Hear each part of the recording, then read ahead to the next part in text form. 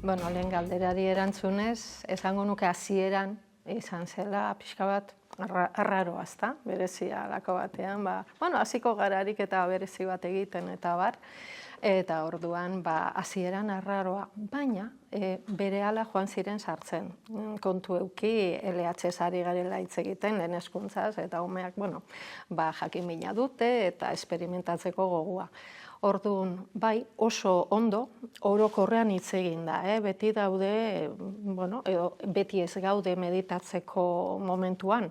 Orduan, orokorrean oso ondo, eta gero lasaitasunetik norbaitek ezin badu, norbaitek ez badu, nahi erresistentziarik badu edo, orduan, lasaitasunetik. Tranquil egon zaitez, egon tranquil nahi baduzu etzan, utzi bestei egiten, ikusi nola egiten duten eta bar, eta poliki-poliki, sartu dira, eta urteak aurrera joan ahala, orokorrean, ia denak sartzen dira, ia hori beti dago, eta onargarria da, eta lasaitasunez sartzen da.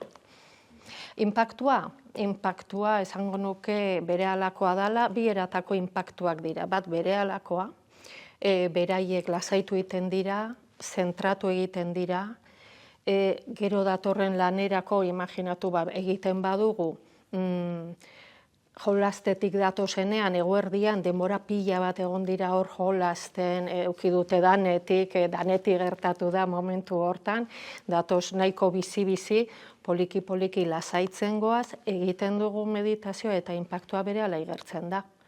Hor sortzen den giro intimo hori, giro lasai hori, elkarrizketarako oso aproposa izaten da, eta orduan berehala igertzen da. Eta gero, arratsalde horretako klaseak ere, saioak, ez dakit, lasaiago doaz.